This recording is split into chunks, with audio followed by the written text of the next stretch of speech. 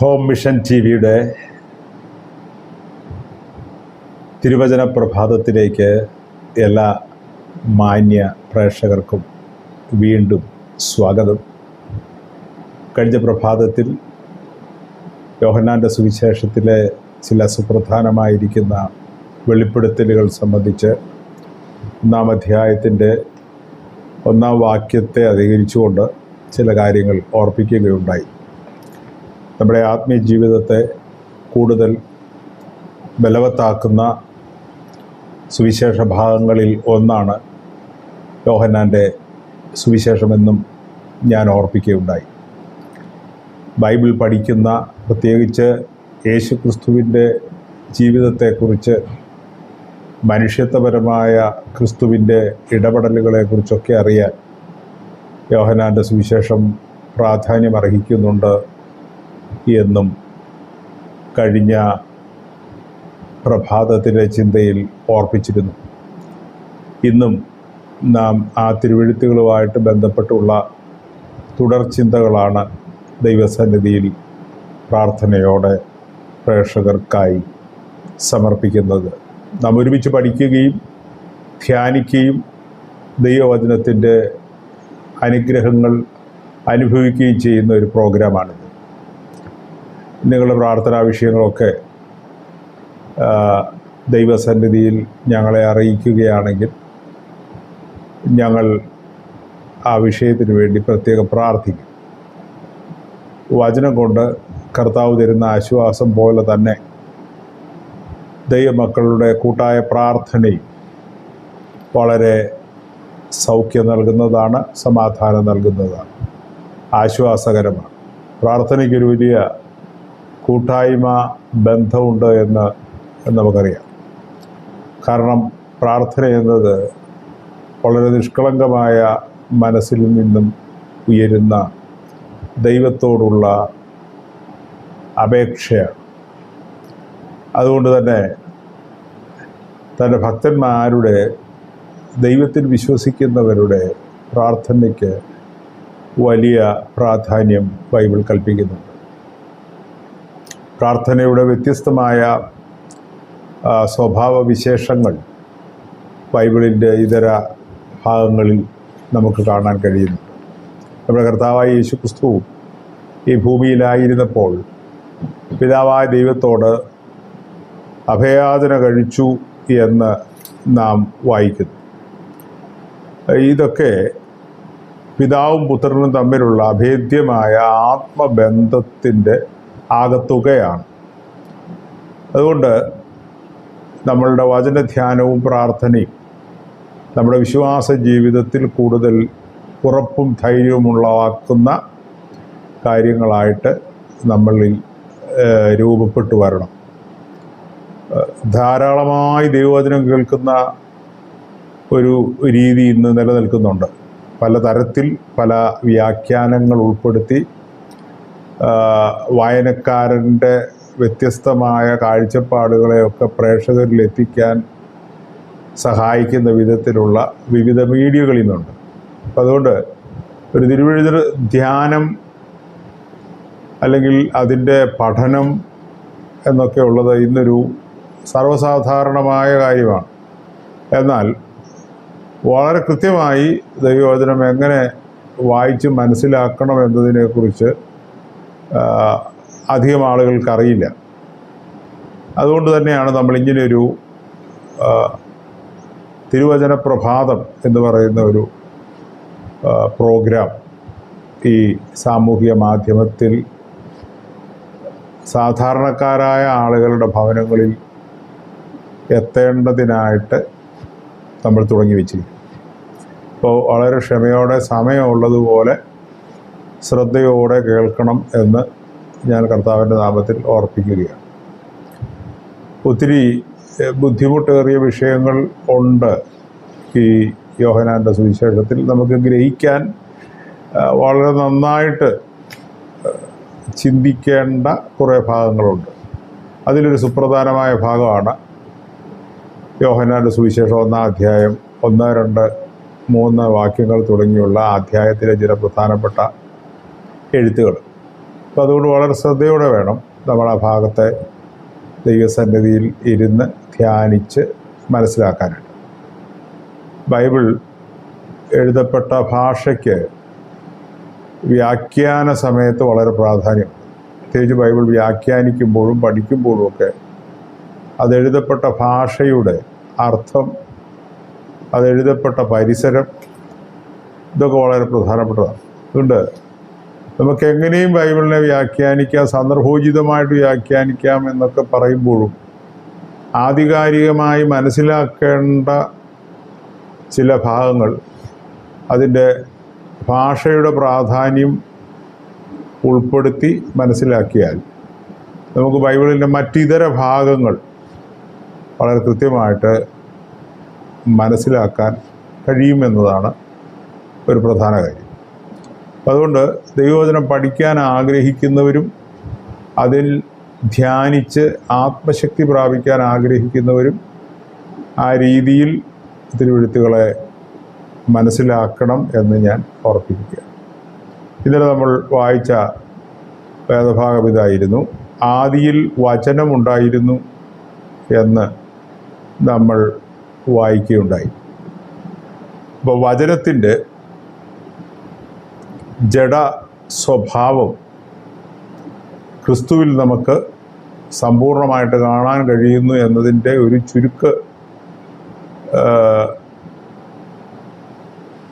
ചുരുക്കെഴുത്ത് എന്ന് വേണമെങ്കിൽ പറയാം, ചുരുക്കിയുള്ള ഒരു വിവരണം ഇന്നലെ നമുക്ക് പ്രഭാതത്തിൽ കേൾക്കാനായിട്ട് കഴിഞ്ഞു. ഇന്നത്തെ പ്രഭാതത്തിൽ അതുതന്നെയാണ് നമുക്ക് കൂടുതൽ മനസ്സിലാക്കാനായിട്ടുള്ളത്. In the beginning was the word എന്ന പദമാണ് നമുക്ക് ഇംഗ്ലീഷിൽ നിന്ന് ലഭ്യമാകുന്നത്. ആദിയിൽ വചനം ഉണ്ടായിരുന്നു.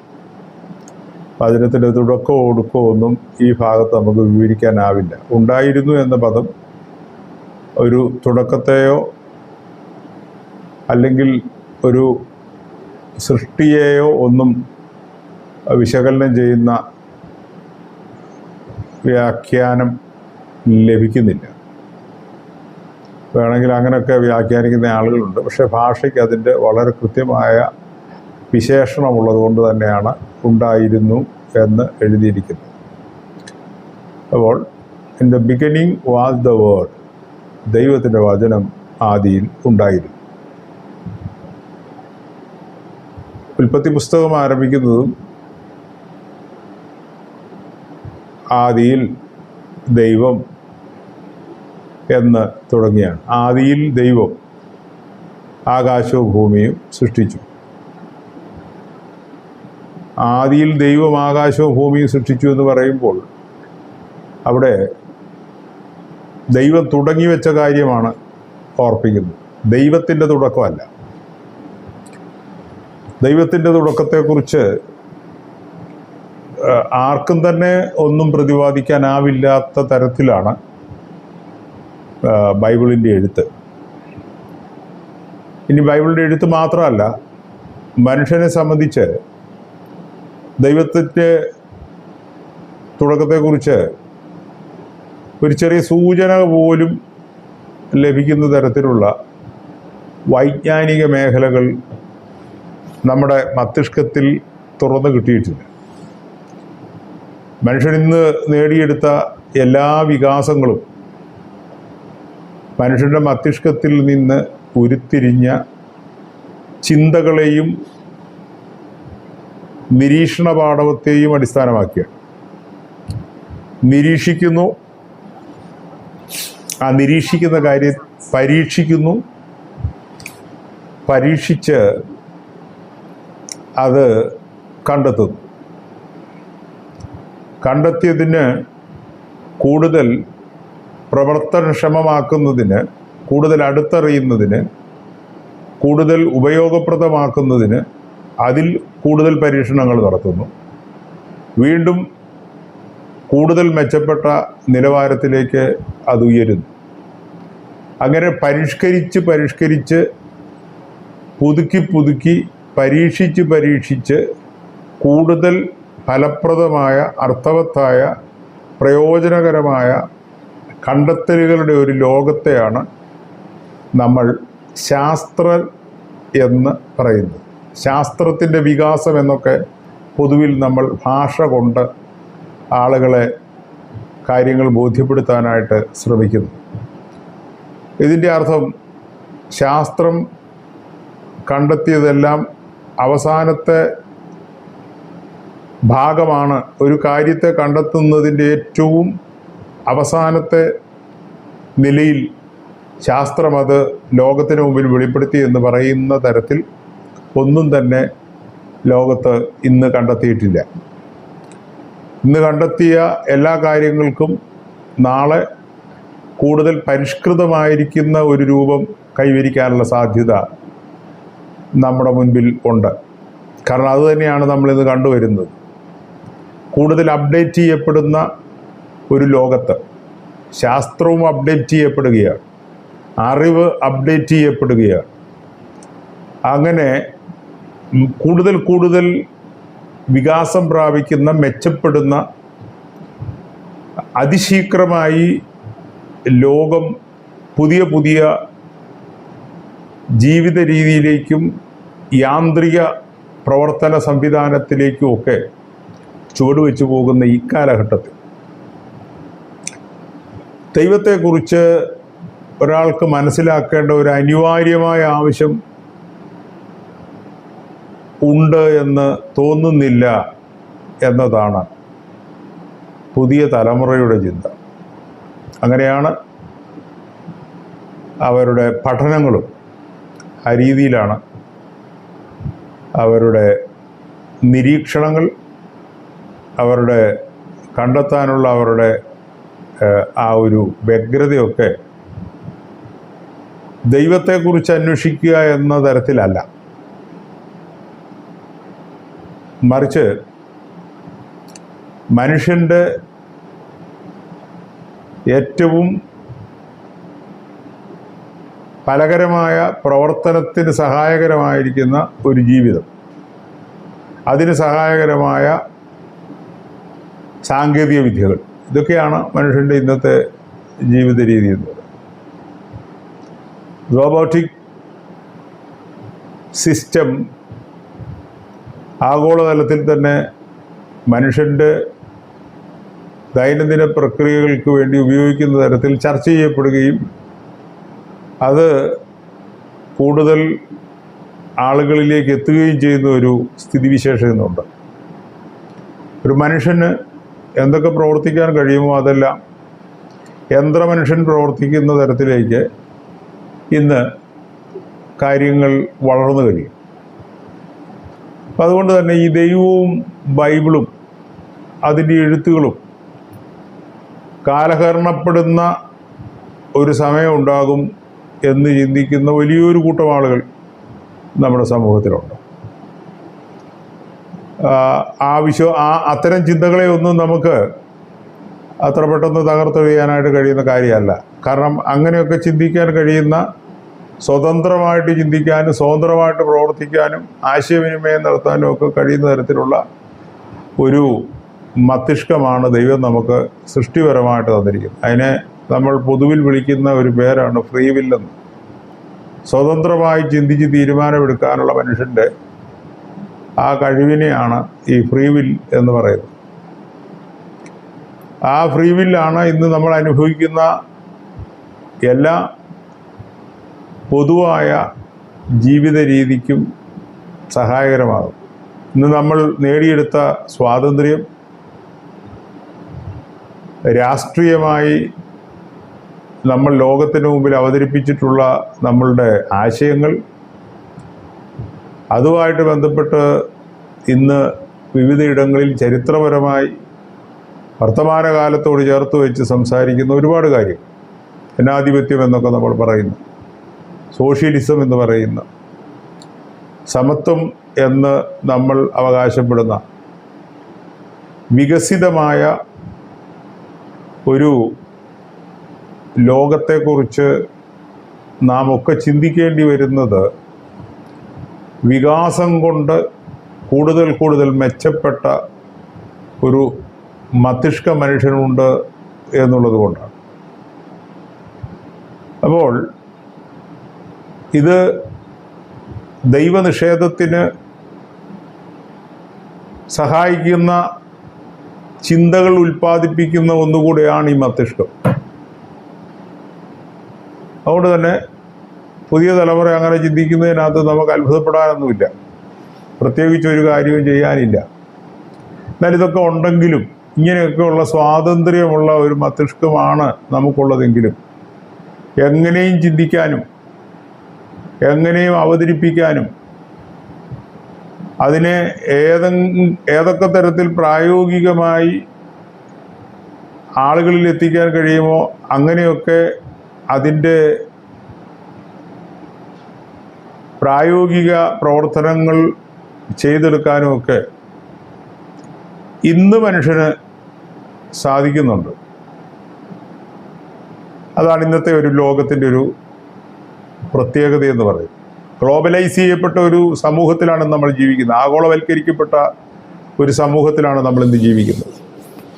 ആഗോളവൽക്കരിക്കപ്പെട്ട ഈ സമൂഹത്തിൽ നമ്മൾ ജീവിക്കുമ്പോൾ ലോകത്തിൻ്റെ അങ്ങോളവും ഇങ്ങോളവുമുള്ള വ്യത്യസ്തമായ മനുഷ്യരെയും ജീവിതത്തെയും സംസ്കാരങ്ങളെയും ഒക്കെ നമുക്ക് മനസ്സിലാക്കാനായിട്ട് പറ്റും, അറിയാൻ പറ്റും, കണ്ടെത്താൻ പറ്റും. അവരുടെ ഓരോ ജീവിത രീതികൾ അടുത്തറിയാൻ പറ്റും, തിരിച്ചറിയാൻ പറ്റും. ഇതൊക്കെ വളരെ പ്രധാനപ്പെട്ട കാര്യമാണ്. പ്രത്യേകിച്ച് ഇന്ന് നമുക്ക് ലഭിച്ച സാങ്കേതിക സംവിധാനങ്ങൾ അതിന് സഹായിക്കുന്നതാണ്. യാത്രാ സംവിധാനങ്ങൾ അതിന് സഹായിക്കുന്നതാണ്. നാം വികസിപ്പിച്ചെടുത്ത ഭാഷ ജ്ഞാനം അതിന് സഹായിക്കുന്നതാണ്. പല ഘടകങ്ങൾ അതിലേക്ക് നമ്മളെ കൊണ്ട് എത്തിക്കുന്നുണ്ട്. എന്നാൽ ഇതിനൊരു മറുവശമുണ്ട്. ബൈബിൾ എവിടെയാണ് പ്രസക്തമാകുന്നത് എന്ന് ചോദിച്ചാൽ, ദൈവത്തിൻ്റെ വചനം എവിടെയാണ് പ്രസക്തമാകുന്നത് എന്ന് ചോദിച്ചാൽ അതിനൊരൊറ്റ ഉത്തരവേ ഉള്ളൂ. മനുഷ്യൻ എങ്ങനെ ചിന്തിക്കണം എന്ന് തീരുമാനിക്കാൻ കഴിയുന്ന തരത്തിൽ സാങ്കേതിക വിദ്യ വളരും. അങ്ങനെ സാങ്കേതിക വിദ്യയിൽ സ്വയം നിയന്ത്രിക്കപ്പെടുന്ന ഒരു മനുഷ്യനായിരിക്കും ഇനിയും ഭൂമുഖത്ത് സാധ്യതയുള്ളത് എന്നതാണ് ബൈബിളിൽ നിന്ന് നമ്മൾ മനസ്സിലാക്കണം. അതായത് നമ്മുടെ മസ്തിഷ്കത്തെ മറ്റാരൊക്കെയോ എവിടെയൊക്കെയോ ഇരുന്ന് നിയന്ത്രിക്കുന്ന തരത്തിലേക്ക് കാര്യങ്ങൾ വഴിമാറും. ഇന്ന് നമുക്ക് സ്വാതന്ത്ര്യമുണ്ട്, ചിന്തിക്കാൻ, സംസാരിക്കാൻ, പ്രവർത്തിക്കാനൊക്കെ സ്വാതന്ത്ര്യമുണ്ട്. എന്നാൽ ബൈബിൾ പറയുന്നു മനുഷ്യൻ്റെ ആ സ്വാതന്ത്ര്യം നഷ്ടപ്പെടുമെന്ന്. ബൈബിൾ ഇവിടെയൊക്കെയാണ് പ്രസക്തമാകുന്നത്. അതിൽ എഴുത്തുകൾക്ക് പ്രാധാന്യം ഉണ്ടാകുന്നത്, അതിൻ്റെ എഴുത്തുകളുടെ ജീവൻ തുടിക്കുന്നത് ഇത്തരം വെളിപ്പെടുത്തലുകളിൽ നിന്നാണ്. അത് ആ പ്രൊഫറ്റിക്കലായിട്ടുള്ള ഒരു ബാക്ക്ഗ്രൗണ്ട് നമ്മൾ പഠിക്കുമ്പോഴാണ് ബൈബിളിൻ്റെ ജീവശ്വാസം എങ്ങനെയാണ് ആളുകളിലേക്ക് എത്തിക്കുന്നത് എന്ന് നമുക്ക് മനസ്സിലാക്കാനായിട്ട് പറ്റും. അപ്പോൾ ഇന്ന് നമ്മൾ സ്വതന്ത്രരാണ്, സ്വാതന്ത്ര്യത്തെക്കുറിച്ച് സംസാരിക്കുന്നു, നമുക്ക് എഴുതാം, പ്രസംഗിക്കാം, അഭിപ്രായങ്ങൾ പറയാം, അഭിപ്രായ വ്യത്യാസങ്ങൾ രേഖപ്പെടുത്താം, പ്രതിഷേധിക്കാം, അനുകൂലിക്കാം. ഇങ്ങനെ ജനാധിപത്യത്തിൻ്റെ എല്ലാ സുഖസൗകര്യങ്ങളും സ്വാതന്ത്ര്യവും അനുഭവിക്കുന്ന ഒരു സമൂഹം എന്ന നിലയിൽ ഇന്ന് ലോകം പ്രവർത്തിച്ചുകൊണ്ടിരിക്കുകയാണ്. പ്രത്യേകിച്ച് മതാധിഷ്ഠിതമല്ലാത്ത രാഷ്ട്ര സംവിധാനങ്ങളുള്ള, ഭരണ സംവിധാനങ്ങളുള്ള രാജ്യങ്ങൾ. പലയിടങ്ങളിലും ജനാധിപത്യമാണ് എന്ന് പറയുമ്പോഴും ആ ജനാധിപത്യത്തെ കൂച്ചുവിലങ്ങിടങ്ങുന്ന തരത്തിലുള്ള പലതരം ഭരണ സംവിധാനങ്ങൾ പ്രവർത്തിക്കുന്നുണ്ട്. നമുക്കറിയാം, നാം വസിക്കുന്ന ഈ രാജ്യത്ത് നാം നിലനിൽക്കുന്നത് ഒരു സെക്കുലർ സ്റ്റേറ്റായിട്ടാണ്. അങ്ങനെയൊരു രാജ്യത്തെയാണ് നമ്മൾ ഇന്ന് പലതരത്തിൽ അഭിസംബോധന ചെയ്യുന്നത്. ജനാധിപത്യത്തിൻ്റെ സമ്പൂർണത ഉൾക്കൊള്ളുന്ന ഒരു രാഷ്ട്രം, നാനാത്വത്തിൽ ഏകത്വം കാണേണ്ടി വരുന്ന, വൈവിധ്യങ്ങൾ ഏറെയുള്ള, മതേതര ബോധമുള്ള, വിശാലമായിരിക്കുന്ന അഭിപ്രായ സ്വാതന്ത്ര്യമുള്ള ഒരു ജനാധിപത്യ രാജ്യം. അതാണ് ഇന്ത്യ. ആ ഇന്ത്യയാണ് നമ്മൾ ഇന്ന് ലോകത്തിൻ്റെ മുമ്പിൽ അവതരിപ്പിക്കുന്നത് എങ്കിൽ അതിൽ നിന്നെല്ലാം വ്യത്യസ്തമായ ഒരുപാട് പ്രവർത്തന രീതികൾ നമ്മുടെ സമൂഹത്തിൽ ഇന്നും നിലനിൽക്കുന്നു എന്നുള്ളതാണ് വസ്തുത. ഞാൻ പറഞ്ഞു വന്നത്, ഭരണഘടനയിൽ എഴുതപ്പെട്ടിരിക്കുന്ന സ്വാതന്ത്ര്യം, പൗരന് നൽകിയിരിക്കുന്ന സ്വാതന്ത്ര്യം, അതിൻ്റെ പൂർണ്ണ രൂപത്തിൽ ഏതൊക്കെ ഇടങ്ങളിൽ ഏതൊക്കെ സന്ദർഭങ്ങളിൽ എങ്ങനെയൊക്കെ ഉപയോഗിക്കാം എന്ന കാര്യത്തിൽ ഇന്നും ആശങ്ക നിലനിൽക്കുകയാണ്. ആ ഒരു സാഹചര്യം ഇന്ന് നിലനിൽക്കുന്നതിനെ വിലയിരുത്തിക്കൊണ്ട് വേണം ആഗോളതലത്തിൽ ഇനി മനുഷ്യനുണ്ടാകാൻ പോകുന്ന പ്രശ്നങ്ങളെയും പ്രത്യേകതകളെയും കുറിച്ച് മനസ്സിലാക്കാൻ. അപ്പം അങ്ങനെ വരുമ്പോൾ ഇന്ന് നമ്മൾ അവകാശപ്പെടുന്ന ജനാധിപത്യമോ സ്വാതന്ത്ര്യമോ ഇത്തരം മനുഷ്യൻ്റെ സ്വകാര്യത സമ്പൂർണമായി സുരക്ഷിതമായി നിലനിർത്തുന്ന ഒരു ജീവിത രീതിയൊന്നും ഇനി ഉണ്ടാവാൻ സാധ്യത വളരെ കുറവാണ്. അതിന് കാരണം ഭരണകൂടങ്ങൾക്ക് ആഗോള ഭരണ സംവിധാനത്തിന് ഭൂലോകത്തെങ്ങുമുള്ള മനുഷ്യൻ്റെ മസ്തിഷ്കത്തെ വിലയിരുത്തി നിയന്ത്രിക്കാനുള്ള ഒരു സംവിധാനം രൂപപ്പെട്ടു വന്നുകൊണ്ടിരിക്കുകയാണ്. ഏകദേശം അതിൻ്റെ എല്ലാം വ്യക്തമായിരിക്കുന്ന രൂപരേഖ തയ്യാറാക്കപ്പെട്ട് കഴിഞ്ഞു. പ്രത്യേകിച്ച് വികസിത രാജ്യങ്ങളിലെ സാങ്കേതിക സംവിധാനങ്ങളിലൂടെയെല്ലാം തന്നെ ലോകത്താകമാനമുള്ള നല്ലൊരു ശതമാനം ആളുകളുടെയും മസ്തിഷ്കവുമായിട്ട് ബന്ധപ്പെട്ട് നിലനിൽക്കുന്ന ആശയങ്ങൾ ക്രോഡീകരിക്കാനായിട്ട് ഏകീകരിക്കാനായിട്ടൊക്കെ ഇന്ന് വികസിത രാജ്യങ്ങളിലെ സാങ്കേതിക വിദ്യകൾക്ക് കഴിയുന്നുണ്ട്. പ്രത്യേകിച്ച് ഞാനിന്ന് ഉപയോഗിക്കുന്ന ഈ ഫേസ്ബുക്ക്, ഇതിൻ്റെ സെർച്ച് എഞ്ചിൻ, ആ സെർച്ച് എഞ്ചിൻ്റെ പ്രധാന ഉത്തരവാദിത്വം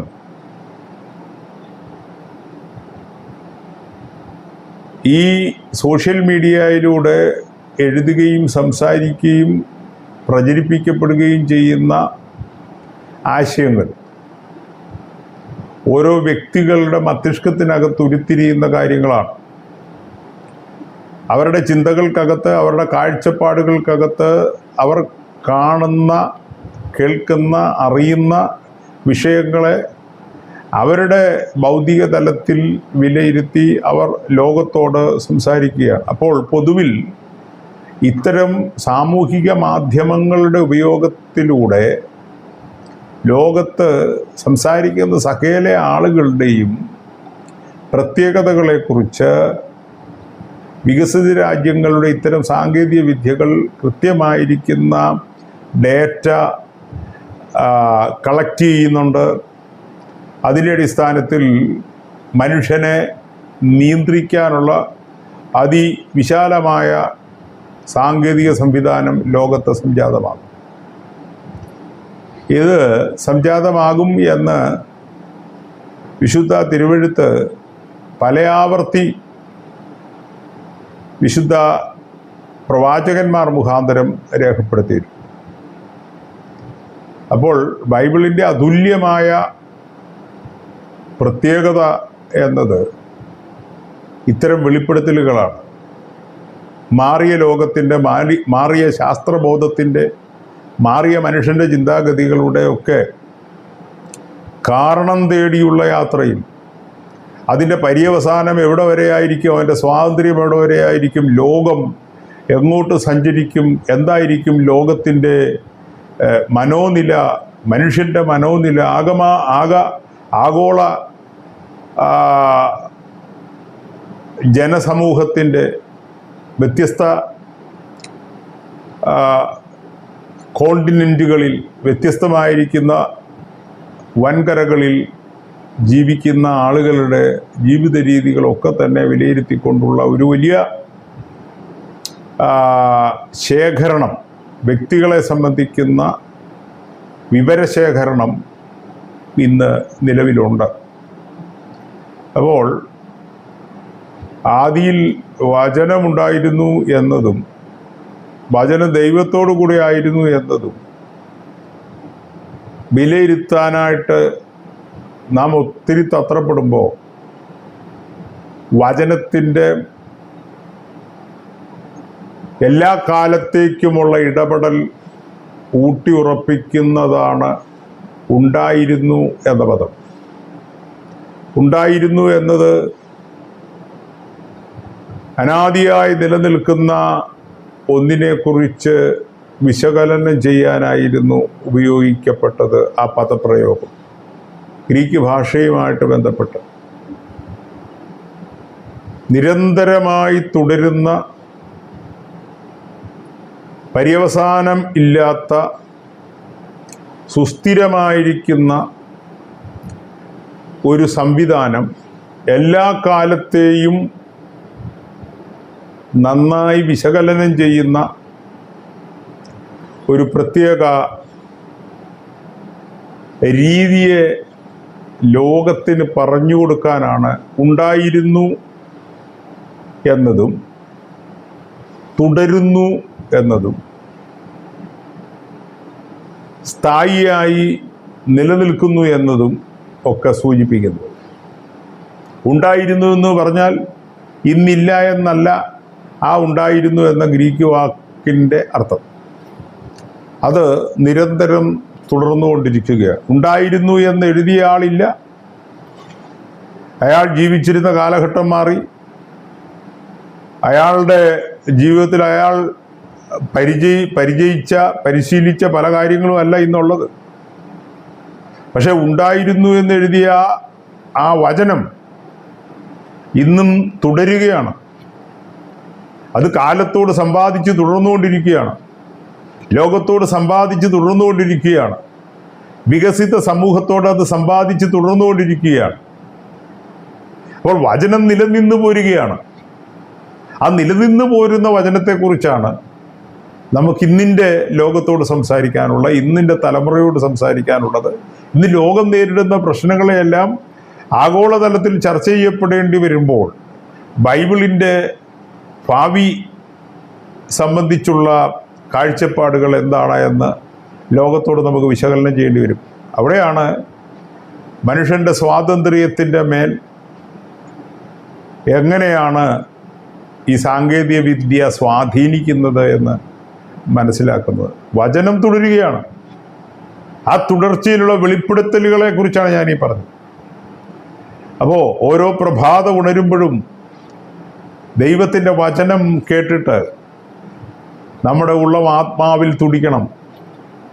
അതിൻ്റെ സത്യമായ വെളിപ്പെടുത്തൽ, അതിൻ്റെ കാലത്തോടുള്ള സംസാരം, അത് കാലത്തെ എങ്ങനെ കാണുന്നു, ലോകത്തെ എങ്ങനെ കാണുന്നു, വ്യക്തികളെ എങ്ങനെ കാണുന്നു, സമൂഹത്തെ എങ്ങനെ കാണുന്നു, കുടുംബത്തെ എങ്ങനെ കാണുന്നു എന്നുള്ളതിനെക്കുറിച്ചൊക്കെ നമ്മൾ വളരെ നന്നായിട്ട് വിലയിരുത്തണം.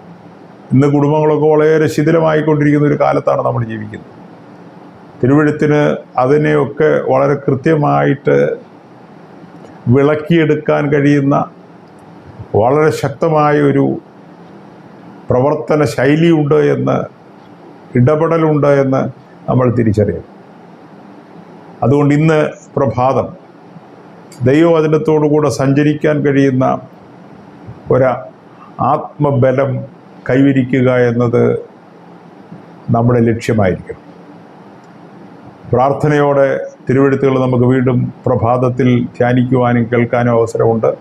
ദൈവം നമ്മളെ അനുഗ്രഹിക്കട്ടെ. God bless you.